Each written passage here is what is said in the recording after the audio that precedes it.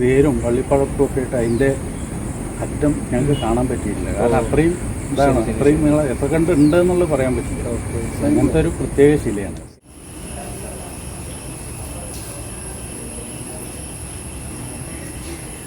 അപ്പോൾ വരുന്ന ഭക്തരെ നമ്മുടെ കാണാൻ പറ്റുമോ? അത് നമ്മുടെ താഴെ ഇരിക്കുന്നത് കാണാൻ പറ്റില്ല. അവിടുന്ന് ഭക്തർക്ക് എന്താ വെച്ചാൽ പുറത്തുനിന്ന്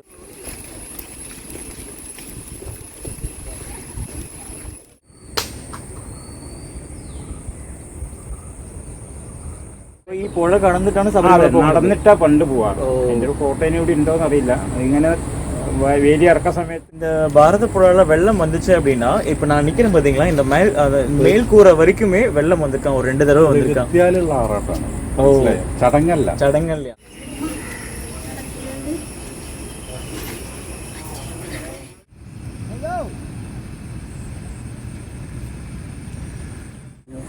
ഈ ശബരിമലയിൽ നിന്ന് തമ്മിലുള്ള വ്യത്യാസം, ഒരാള് ഏറ്റവും ഉയർന്ന സ്ഥലത്താണ്, ഏറ്റവും താഴ്ന്ന ഒന്നിന്റെ മുകളിൽ പുഴയിലും ഇരിക്കുന്നു. അപ്പൊ അതിന് പ്രത്യേകത ഉണ്ട്.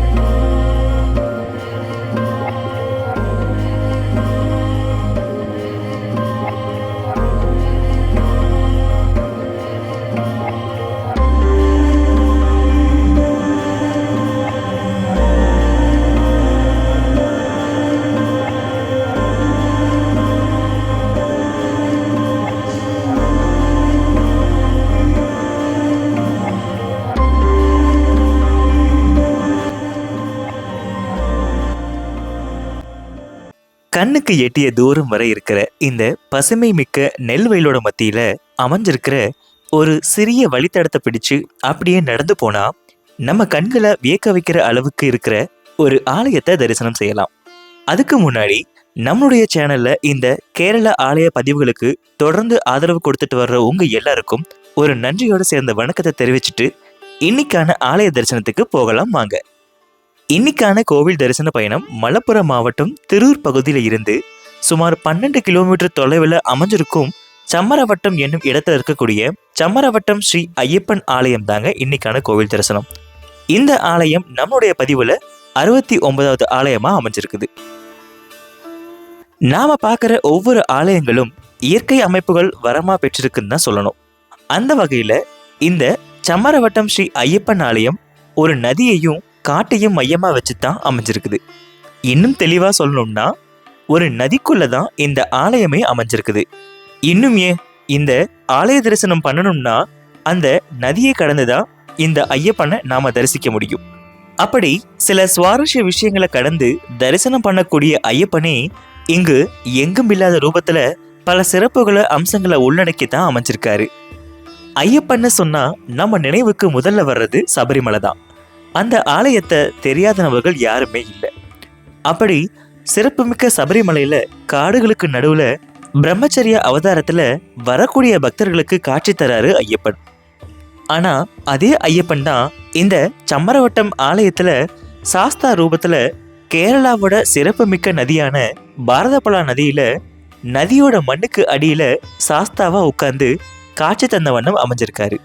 இன்னும் புரியும்படி சொல்லணும்னா ஒரு ஐயப்பன் ஆலயம் மலையோட உச்சியிலையும் இன்னொரு ஐயப்பன் ஆலயம் நதியோட மண்ணுக்கு கீழையும் குடியிருக்கிறது ஒரு விசேஷமா பார்க்கப்படுறது. இப்படி ஒரு சிறப்புகள் நிறைஞ்ச விசேஷமிக்க ஆலயங்களை பார்ப்பது என்பது மிகவும் அரிதான ஒன்றுன்னு சொல்லலாம். அந்த வகையில கேரளத்துல இருக்கக்கூடிய இந்த ஆலயம் மலபார் நாட்டோட மற்றொரு சபரிமலைன்னு கூட சொல்றாங்க. இந்த சம்மரவட்டம் ஐயப்பன் ஆலயத்துல பல சிறப்புகள் இருந்தாலும் சில முக்கிய சிறப்புகள் என்னன்னா, இங்குள்ள சாஸ்தா என்னும் ஐயப்பன் தாங்க முக்கிய சிறப்பா இருக்காரு. இங்க இருக்கிற ஐயப்பன் மண்ணோட அடியில சுயம்பு மூர்த்தியா அமைஞ்சிருந்தாலும் இந்த சாஸ்தா அவதாரத்துல மனைவி பிரபா, மகன் சத்யன் என மற்ற உபமூர்த்திகளோட சேர்ந்துதான் அமைஞ்சிருக்காரு. சரி, இந்த சாஸ்தா இந்த பகுதியில காட்சி தரத்துக்கு என்ன காரணம்னு நீங்க நினைக்கலாம். ஒவ்வொரு தெய்வங்களும் அவதாரம் எடுக்க சில கதைகளும் வரலாறும் கண்டிப்பா அடித்தளமா அமைஞ்சிருக்கும். அப்படித்தான் ஹரிஹர சுதனான ஐயப்பன் சாஸ்தா இங்கு குடியேறியதுக்கு சரித்திரங்களும் சொல்லப்பட்டு வருது. அதுல ஒரு ரிஷிகளோட தவத்துல கிடைச்ச வரமான பார்வை தான் இந்த சாஸ்தாவோட அருள். அதோட முழு சரித்திர விவரங்களை பதிவுல தொடர்ந்து சொல்லப்பட்டு இருக்கு. சரி, இனி மற்ற விஷயங்களை தெரிஞ்சுக்கலாம். இந்த ஆலயத்துல பல சரித்திர சுவடுகள் சொல்லப்பட்டு வந்ததா இங்குள்ளவர்கள் சொல்றாங்க. அதோடு இந்த ஆலயம் இப்போதான் பக்தர்கள் மத்தியில தெரிஞ்சு அதிக அளவுல வந்து போறாங்களாமா. காரணம் டிரான்ஸ்போர்டேஷன் வசதி அமைஞ்சதுனால. ஆனா அதே டிரான்ஸ்போர்டேஷன் வசதி முன்னாடி அவ்வளவா இல்லையாமா. முன்னாடி காலத்துல சம்மரவட்டம் ஆலயத்துக்கு படகுல மட்டும்தான் பக்தர்கள் போயிட்டு வந்ததா சொல்லப்படுது. அந்த அளவுக்கு இந்த ஆலயத்தோட அமைப்புகள் இருந்து வந்திருக்குது. என்னதான் நாம ஒவ்வொரு சிறப்புமிக்க ஆலயங்களை போனாலும் அங்குள்ள தெய்வத்தை பார்த்து வணங்கும் போதோ அல்லது அந்த தெய்வத்தோட ரூபத்தை கண்ணில் பார்க்கும் போதோ நம்ம பட்ட கஷ்டங்கள் எதுவுமே நமக்கு தெரியாதுன்னு சொல்லலாம். ஆனா இந்த ஆலயத்துல ஆச்சரியத்தோட சேர்ந்து ஒரு அதிசயமும் அமைஞ்சிருக்குது. உங்ககிட்ட நான் முன்னாடியே சொன்னேன், இங்குள்ள மிக முக்கிய சிறப்புல சாஸ்தாவும் அமைஞ்சிருக்காருன்னு. அப்படிப்பட்ட சிறப்புகள் கொண்ட சாஸ்தாவை நாம பார்த்து வணங்க முடியாது. உடனே எல்லாருக்கும் ஒரு ஆச்சரியம் வரும், அப்ப எதை பார்த்து வணங்குறதுன்னு. சாஸ்தா மண்ணோட தரையில கீழே இருக்கிறதால நமக்கு அவருடைய சிலை தெரியாது. ஆனா அவருக்கு அலங்காரம் பண்ணக்கூடிய ஆபரணங்களை மட்டும்தான் நாம தரிசிக்க முடியும். அதாவது சாஸ்தாவுக்கு பூஜை செய்யக்கூடிய திருமேனிகளான பூஜாரிகள் தான் பார்க்க முடியுமே தவிர நம்ம கண்ணுக்கு ஆபரணங்கள் மூலமா தான் காட்சி தராரு. அதே நேரத்துல சாஸ்தாவோட சேர்ந்து இருக்கக்கூடிய உபமூர்த்திகள் சிலை எல்லாமே மண்ணுக்குள்ளதான் அமைஞ்சிருக்குது. அதையும் யாரும் பார்க்க முடியாது. அதாவது சாஸ்தாவுக்கு வலது புறத்துல சிவன், துர்க்கை, சுப்பிரமணியனும், இடது புறத்துல விநாயகர் மற்றும் பத்ரகாளி அன்னை சிலையும் அமைஞ்சிருக்குது.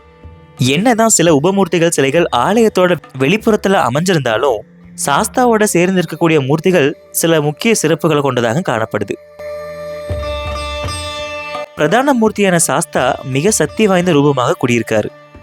அதோடு ஆலயம் பார்க்கறதுக்கு சின்னதா இருந்தாலும் அது அமைஞ்சிருக்கிற விதம் என்னமோ ஒரு அழகான இடத்துல தான். நதி கோயில் என்பதால இங்க தரிசனம் பண்றதுக்கு ஆலயம் தெரிஞ்ச பக்தர்கள் வாரத்துல எல்லா நாளும் வந்த வண்ணம் தான் இருக்காங்க. அதுல குறிப்பா சனிக்கிழமை, ஞாயிற்றுக்கிழமையும் பக்தர்கள் கூட்டம் அதிகமா இருக்குன்னு சொல்லலாம். வார விடுமுறை நாட்களான இந்த நாட்கள்ல காலையில இங்க அன்னதானமும் வழங்கப்படுது. பிரதான முக்கிய கோவிலாக இருந்தாலும் அதிக அளவு விசேஷங்கள் நடைபெறுவது கிடையாது இங்கே. ஆனா மண்டல காலத்துல இங்கு அதிக அளவு விசேஷங்கள் நடைபெறுது. பிரளயம்னு சொல்லக்கூடிய மழை வெள்ள காலங்கள்ல இந்த பாரத புலவான நிலா நதியில வெள்ளம் அதிகமா இந்த கோவில் கருவறை இருக்கக்கூடிய ஐயப்பனை, அதாவது சாஸ்தாவை முழுவதுமா மூடப்படுறதா சொல்லப்படுது. அந்த சமயம் பூஜை செய்ய பூஜாரிகள் மட்டும் படகுல போவதாக சொல்லப்படுது. அந்த நேரத்துல பக்தர்களுக்கு அனுமதி இல்லைன்னு சொல்றாங்க. இப்படி பல சிறப்புகளும் பிரத்யேக அம்சங்களும் கொண்ட இந்த சம்மரவட்டம் ஸ்ரீ ஐயப்பன் ஆலயத்தோட தகவல்களை தெரிஞ்சுக்கிட்டு தொடர்ந்து ஆலய தரிசனம் செய்யலாம் வாங்க. ஓம் சுவாமியே சரணம் ஐயப்பா. ஸோ எல்லோருக்கும் ஒரு பெரிய வணக்கம் நண்பர்களே. அதாவது இன்னைக்கான கோவில் பதிவு எங்கே வந்திருக்கும் பார்த்தீங்க அப்படின்னா மலப்புரம் மாவட்டம் வந்திருக்கோம்.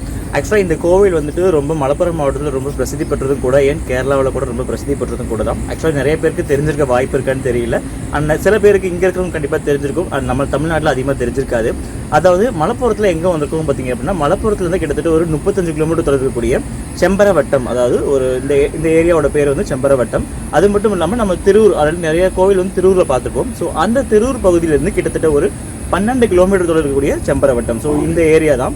ஸோ இந்த செம்பரவட்டம் பகுதியில் இருக்கக்கூடிய ஐயப்ப கஷேத்திரத்துக்கு தான் வந்திருக்கோம். அதாவது ஐயப்பன் கோவிலுக்கு தான் இன்றைக்கி வந்திருக்கோம்.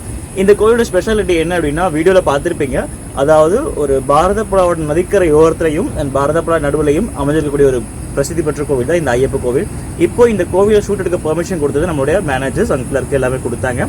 இப்போ இந்த கோவில் ஷூட் எடுத்தாச்சு. இப்போ நம்ம கூட மேல்சாந்தி இருக்காங்க. ஸோ அவங்க கிட்ட இந்த கோவிலை பற்றின விசேஷ சரித்திரம் தெரிஞ்சுக்கலாம். നമസ്കാരം. നമസ്കാരം. നമസ്കാരം. നിങ്ങളുടെ പേര് പറഞ്ഞോളൂ. എൻ്റെ പേര് ദേവൻ നമ്പൂതിരി എന്നാണ്. ദേവൻ നമ്പൂതിരി. വാസുദേവൻ നമ്പൂതിരി എന്നാണ്, ദേവൻ നമ്പൂതിരി എന്നാണ് വിളിച്ചത്. ഓക്കെ. ഇവിടുത്തെ എന്തായിരിക്കണം? മേൽസാന്തിയാണോ? മേശാന്തി. ഞങ്ങൾ 2 പേരാണ്. ഓക്കെ. അത് 2 പേരും ശാന്തി എന്നുള്ള പോസ്റ്റിലാണ്. ശരി ശരി. അത് 15 ദിവസം മാറിയിട്ട് കടപ്പള്ളി ഓർ ശ്രീകോവിൽ അങ്ങനെ മാറിയിട്ട് ഓക്കെ വർക്ക് ചെയ്യും. ഓക്കെ. ഏട്ടാ, വളരെ മനോഹരമായ സ്ഥലത്തെ സ്ഥിതിച്ചിരിക്കുന്ന നമ്മുടെ ചെമ്പരവട്ട അയ്യപ്പ ക്ഷേത്രത്തിന്റെ ചരിത്രം എന്താണ് ഏട്ടാ?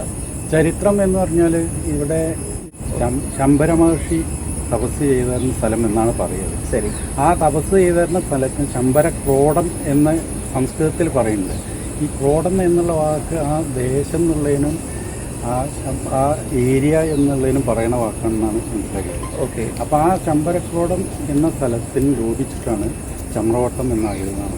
ഓ ശരി ശരി. അത് അദ്ദേഹം തപസ് ചെയ്യുന്ന സമയത്ത് ജലത്തിൽ ഒരു വിശിഷ്ട ചൈതന്യം കാണുകയും അത് അദ്ദേഹം തപശക്തി കൊണ്ട് പ്രാർത്ഥിച്ചിട്ട് അതിനെ ഒരടക്കം വെക്കുകയും ചെയ്തു. അത് ആ വിശിഷ്ട ശക്തിയാണ്, ആ പ്രകാശം, ഒരു ദിവ്യ തേജസ്സിനെയാണ്, ശാസ്താവാണ് എന്ന് മനസ്സിലാക്കിയിട്ട് ആരാധിക്കുന്നത്. ഓ ശരി ശരി. ശാസ്താവിൻ്റെ ഒപ്പം അദ്ദേഹത്തിൻ്റെ ഒപ്പം പ്രഭാസത്യനായിട്ടുള്ള ശാസ്താവാണ്, ഗൃഹസ്ഥനായിട്ടുള്ള ശാസ്താവ് എന്ന് പറയുന്നത്.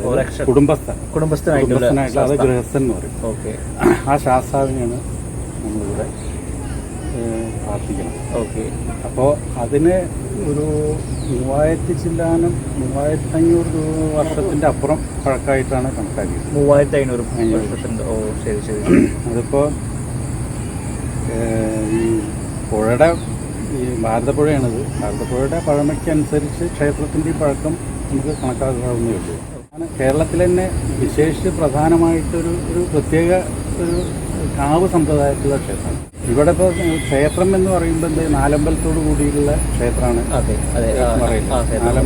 നാലമ്പലം, മറ്റേ എല്ലാം കുടിമരം വരെയുള്ള.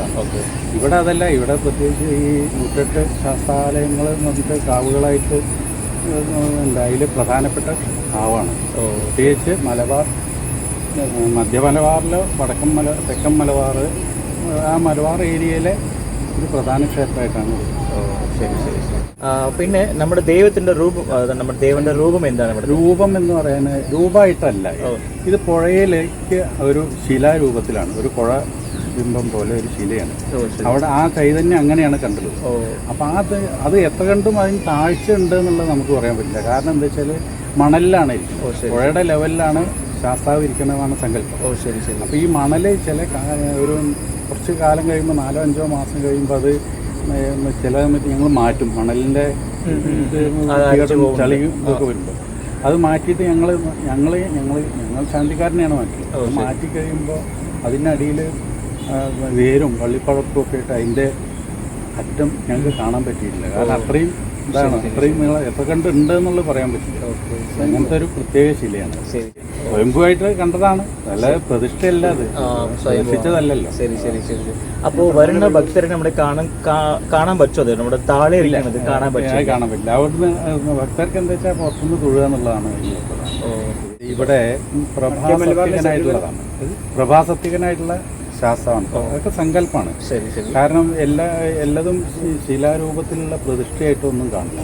പിന്നെ നമ്മുടെ അമ്പലത്തിന്റെ പ്രത്യേകം എന്താണ്? ഇവിടുത്തെ പ്രത്യേക വിശേഷ വഴിപാടുകൾ പ്രത്യേകത എന്ന് വെച്ചാൽ വിശേഷ വഴിപാട് വെച്ചാൽ ഈ മണ്ഡലത്തിലാണ് പ്രധാനം. 41 ദിവസം ചുറ്റുവിളക്ക്, ത്രികാല പൂജ, അങ്ങനത്തെ കുറേ നിത്യപൂജ, കുറേ പൂജകളും വഴിപാടുകളാണ്. ഒരു പണപ്പായസമാണ് പ്രധാനം. പണപ്പായസം എന്ന് വെച്ചാൽ രാവിലത്തെ ഉഷപൂജയ്ക്ക് നേദിക്കണ പായസമാണ് ഏറ്റവും പ്രധാനമായിട്ട്. ഇത് പണപ്പായസം കൊടുക്കുന്നത് മണ്ഡലകാലത്ത് മാത്രമല്ല, എല്ലാ ദിവസങ്ങളിലും ഉഷപൂജ കഴിഞ്ഞാൽ, രാവിലത്തെ ഉഷപൂജ കഴിഞ്ഞാൽ പായസം കൊടുക്കും. ശരി ശരി. പിന്നെ വിശേഷിച്ച് ചില കാര്യസാധ്യത്തിനും എന്നൊക്കെ ഒരുപാട് ചതുശ്ശതം എന്ന് പറയും. ചതുശ്ശതം വെച്ചാൽ നാളികേരം പാല് കഴിഞ്ഞിട്ട്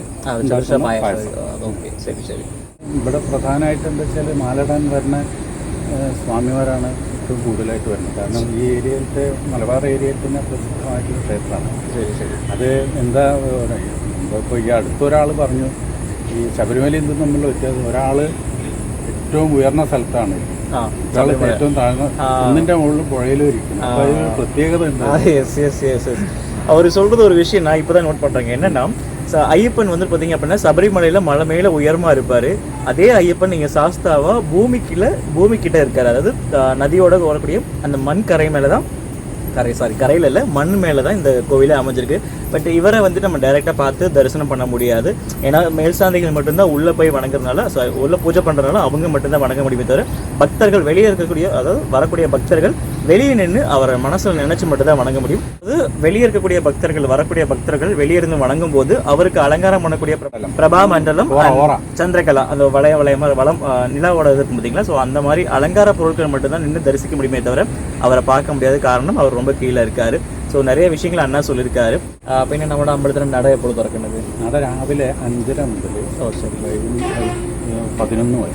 5:30 മുതൽ 11 മണി വരെ. വൈകുന്നേരം 5:30 മുതൽ 7:30 വരെ. വൈകുന്നേരത്തിന് 5:30 മുതൽ 7:30 വരെ. മണ്ഡലത്തിലെ ഈ ദിവസങ്ങളിൽ അതിന് സമയത്തിൽ വ്യത്യാസം ചേഞ്ച് ആകുന്നുണ്ട്. സോ അണ്ണ നമ്മുടെ അമ്പലത്തിന് വരக்கூடிய ബസ് റൂട്ട് പറഞ്ഞോളൂ. ബസ് റൂട്ട് ഇവിടുന്ന് ഇപ്പോൾ ചമ്രവട്ടം പാലം വന്നതിൻ്റെ ശേഷം ഒരു 10-12 വർഷമായി. പാലം വന്നതിൻ്റെ ശേഷം പൊന്നാനി വഴി എറണാകുളം ഭാഗത്തേക്കുള്ള സർവീസുകൾ ഭക്തർക്ക് വരാൻ കൂടുതൽ സൗകര്യമായിട്ടുണ്ട്. ശരി. മറ്റേത് പണ്ട് എങ്ങനെയാണെന്ന് വെച്ചാൽ, പണ്ട് ചമ്രവട്ടം എന്ന് പറഞ്ഞ ഉള്ളിലേക്ക് ഒരു പുഴയ്ക്ക് സൈഡായിട്ടുള്ള ഒരു തുരുത്ത് പോലെ ഈ ദേശം തന്നെ. ഈ ദേശത്തേക്ക് എന്താ വെച്ചാൽ വരണമെന്ന് വെച്ച് കഴിഞ്ഞാൽ ഒന്നുകിൽ തിരൂർ ട്രെയിൻ ഇറങ്ങിയിട്ട് അവിടുന്ന് 13 കിലോമീറ്റർ അല്ലേ, 12 കിലോമീറ്റർ ബസ്സിന് അതെ, അല്ലെങ്കിൽ കുറ്റിപ്പുറം വന്നിട്ട് വരണം. പിന്നെ ഇവിടെ കടത്തുണ്ടായിരുന്നു ആ കാലത്ത്, തോണി, അങ്ങനെയായിരുന്നു. ഇപ്പോൾ ഈ പാലം വന്നപ്പോൾ കുറേ കൂടി സൗകര്യമായി. ശരി. അപ്പോൾ ഏകദേശം പറയുന്നപ്പോൾ നമ്മുടെ അമ്പലം സ്ഥിതിച്ചിരിക്കുന്നത് വെള്ളത്തിലാണ്, പുഴയിലാണ്, ഭാരതപ്പുഴയിലാണ്. ഭാരതപ്പുഴയിലൊരു തുരുത്തിലാണ് കരയെന്ന് മാറിയിട്ട്. പിന്നെ പ്രളയം പ്രത്യേകിച്ച് ഉത്സവാദി ചടങ്ങുകളൊന്നുമില്ല. ക്ഷേത്രത്തിന് സാധാരണ എന്താ വെച്ചാൽ ഒരു ഉത്സവം എന്ന് വെച്ച് കഴിഞ്ഞാൽ പള്ളിവേട്ട ആറാട്ടോടെ അവസാനിക്കുന്നതാണ്. ഇവിടെ ആറാട്ട് എന്ന് പറയുന്ന സംഗീതം പ്രകൃതി തന്നെ ശാസ്താവിനെ അയ്യപ്പനെ ആറാടിക്കും. അല്ലാതെ ചടങ്ങിനെ കൊണ്ടുപോയി ആറാടിക്കലല്ല. കാരണം എന്താ വെച്ചാൽ പ്രകൃതി അതിവർഷം വരുമ്പോൾ പുഴ കവിഞ്ഞൊഴുകിയിട്ട് ശാസ്താവിനെ മൂടും. അതാണ് അയ്യപ്പൻ്റെ ആറാട്ട്. അതിന് തന്നെ കഴിഞ്ഞ 2019-20 പ്രളയം, 2 പ്രളയത്തിലും മലമ്പുഴ ഡാമിൻ്റെ ഷട്ടർ തുറക്കലും കംപ്ലീറ്റ് എല്ലാ ഷട്ടറും തുറക്കലുണ്ടായതും അതിന് ശേഷം ആ പ്രദേശം കംപ്ലീറ്റ് ആറാടിയിട്ട് ക്ഷേത്രത്തിൻ്റെ മേൽക്കൂര വെള്ളം. சரி. அவர் சொல்கிறது ஒரு பெரிய விஷயங்க. ஏன்னா இந்த பாரத புழாவில் வெள்ளம் வந்துச்சு அப்படின்னா, இப்போ நான் நிற்கிறேன் பார்த்தீங்களா, இந்த மேல்கூரை வரைக்குமே வெள்ளம் வந்திருக்கான். ஒரு 2 தடவை வந்திருக்கான். ആറാട്ടാണ്, ചടങ്ങല്ല. ஓகே. அதாவது நம்ம நார்மலாக வந்துட்டு கோவிலில் வந்துட்டு என்ன பண்ணுவாங்கன்னா ஆராட்டு பண்ணுவாங்க, குளத்துலையோ இல்லை ஆற்றுலையோ போயிட்டு ஆராட்டை வந்து சிலை எடுத்துகிட்டு பண்ணுவாங்க. பட் இங்கே அப்படி கிடையாது. தானாகவே அந்த தண்ணியை வந்துட்டு அவரை தாராளமாக என்ன சொல்கிறது ஆராட்டிக்குமாமா. ஸோ அந்தளவுக்கு ஒரு பிரத்யேகமான கோவில் தான் இந்த கோவில். ஸோ இவ்வளோ விஷயங்கள் நமக்கு மேல்சாந்தி நான் சொல்லியிருக்காங்க. இன்னொருத்தர் நம்ம கூட இருக்காங்க, அவங்க நிறைய விஷயங்கள் சொல்லுவாங்க. ஸோ இவ்வளோ விஷயங்கள் சொன்னால் அண்ணாக்கு ஒரு பெரிய நன்றி சொல்லிக்கலாம். ஸோ தேங்க்யூ அண்ணா. ஸோ இப்போ நம்ம கூட இன்னொரு சாந்திகள் இருக்குது, அதாவது இன்னொரு பூஜாரி இருக்காங்க. அவங்கக்கிட்ட இந்த கோவிலை பற்றின அவங்களுடைய வரலாறுல, அவங்களுடைய எக்ஸ்பீரியன்ஸில் என்ன தெரிஞ்சுக்கலாம். ஸோ நமஸ்காரடா. നമസ്കാരം. നിങ്ങളുടെ പേര്? ശങ്കരനാരായണൻ. ഇവിടുത്തെ സാന്തി. ഏട്ടാ ശരി. നിങ്ങളുടെ അനുഭവത്തിലാണ് ഈ അമ്പലത്തെ കുറിച്ച് എന്തെങ്കിലും പറയുകയാണെങ്കിൽ ചെമ്പരവട്ടം അമ്പലത്തെ കുറിച്ച്. നമ്മളെ അനുഭവം എന്ന് പറഞ്ഞു കഴിഞ്ഞാൽ ഇങ്ങനെ ഈ മറ്റാൾ പറഞ്ഞ അതേ രീതി തന്നെയാണ്. പിന്നെ സ്വയം ആറാടുക എന്നുള്ളൊരു ഇതാണ്. പിന്നെ പൂജകൾക്കൊക്കെ ചില പ്രത്യേകതകളൊക്കെ ഉണ്ട്. ചില സാധാരണ മേശ പൂജക്കൊക്കെ മറ്റേതൊക്കെ വേണം, മണിയടി ഇതൊക്കെ ഉണ്ട്. ഇവിടെ അങ്ങനെയൊന്നുമില്ല. പ്രകൃതിയിൽ ആരാധിക്കുക എന്നുള്ളതേ മാത്രമേ ഉള്ളൂ. അതിൻ്റെയൊക്കെ ധൂപ മുദ്രകൾ കാണിക്കുക അങ്ങനെയുള്ളതൊക്കെ ഉള്ളൂ. ശരി. പിന്നെ ഇതൊക്കെ തന്നെയാണ്, പ്രകൃതിയാണ് പ്രധാനമായിട്ട്. പ്രകൃതിനെ ആരാധിക്കുക എന്നുള്ളതാണ് ഇതൊരു പ്രധാനമായിട്ട് വരുന്നത്. പഴയ ശബരിമല എന്നുള്ള രീതിയിലാണ് പറയുന്നത്. മുൻപൊന്നും ഇവിടുന്ന് ആൾക്കാർ ശബരിമലക്ക് പോകാറില്ല. ഇവിടെ വന്ന് തൊഴുതിട്ട് അന്ന് കാടും വന അങ്ങോട്ടൊന്നും ആരും പോകാറില്ല. ഇവിടെ വന്ന് തൊഴുക എന്നുള്ളൊരു ഇതാണ് പുരാണമായിട്ടുണ്ടായിരുന്നത്. ശരി.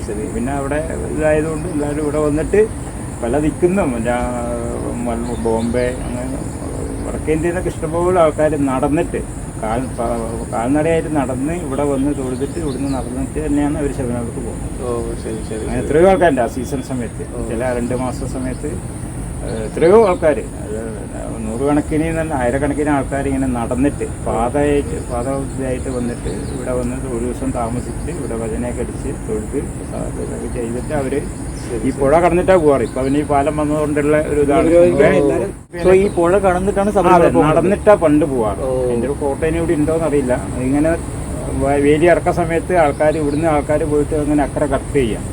പാലം വരുന്നതിന് മുമ്പേ, പാലം വന്നിട്ട് ഒരു 10-12 വർഷമായിരുന്നു. ശരി ശരി ശരി. അതിന് മുമ്പേ ഇവിടുന്ന് ഈ വേലി ഇറക്ക സമയത്ത് ഇവിടുന്നുള്ള ആരെങ്കിലും ഒരു സ്വാമിമാർ പോയിട്ട് അവരെ നടന്നു പോവുക. അങ്ങനെയുള്ളതായിരുന്നു. ഇഷ്ടംപോലെ ആൾക്കാർ അങ്ങനെ ഉണ്ടായിട്ട്. ഇന്നിപ്പം പുനരുദ്ധാരണം കഴിഞ്ഞിട്ട് ഇപ്പോൾ ഒരു 2 വർഷം കഴിഞ്ഞിട്ടേ ഉള്ളൂ. ശരി. പിന്നെ നല്ലൊരു പുരോഗതിക്ക് വേണ്ടിയിട്ട് എല്ലാവരും നന്നായിട്ടൊന്ന് സഹായിച്ചാൽ നമ്മളത് കുറേ കൂടെ പ്രശസ്തിയായിട്ട് വരാം. சகாய்க்க கண்டிப்பாக. ஸோ அதாவது அவருடைய அனுபவத்தில் இந்த கோவிலை பற்றின விஷயங்களை சொல்லியிருக்கிறாங்க. அதாவது பார்க்குற எல்லாரும் இந்த கோவிலுக்கு உதவி செய்கிறதும் கூட உதவி பண்ணுறது மட்டும் இல்லாமல் வந்து தரிசனம் பண்ணுறது ஒரு பெரிய விஷயமா அவர் எதிர்பார்க்குறாங்க. ஸோ நானும் எதிர்பார்க்குறேன். பிகாஸ் என்ன ரீசன் அப்படின்னா, நம்ம சபரிமலையில் போயிட்டு காடு மலை மேலே போய் பார்க்குற விஷயம் வேறு. இந்த பக்கம் வந்து பார்த்திங்கன்னா நதியோரம் அந்த ஒரு காட்டுக்குள்ள இருக்கக்கூடிய ஐயப்ப கோவில் வந்து பார்க்குறது ரொம்ப அழகாக இருக்குது. என்ன சொல்கிறது, ஒரு அமைதியான சூழலில் சாந்தமாக ரொம்ப அமைதியாக இருக்கார். வந்து ரிலாக்ஸாக இருந்தது. எனக்கு ரொம்ப பிடிச்சிருந்தது நண்பர்களே. ஸோ இந்த கோவிலை கண்டிப்பாக நீங்களும் வந்து தரிசனம் பண்ணக்கூடிய ஒரு விஷயமா நான் எதிர்பார்க்குறேன். ஸோ இவ்வளோ விஷயங்கள் சொன்ன சங்கரநாராயணன் நம்பூதிரி அவர்களுக்கு ஒரு பெரிய பெரிய நன்றியை தெரிவிச்சுக்கலாம். ஸோ தேங்க்யூ ஸோ മച്ച് അണ്ണാ. Thank you. മലബാർ ദേവസ്വം ബോർഡിൻ്റെ ചമ്മറോട് ശ്രീ അയ്യപ്പ ക്ഷേത്രത്തിലെ സൂപ്പർവൈസറായ ഞാൻ ഈ വീഡിയോ കാണുന്ന എല്ലാവർക്കും നന്ദി പറയുന്നു. പിന്നെ അമ്പലത്തിലേക്ക് ആവശ്യമായ എല്ലാവിധ സഹായ സഹകരണങ്ങളും നൽകണമെന്ന് വിനീതമായി അഭ്യർത്ഥിക്കുന്നു. Thank you.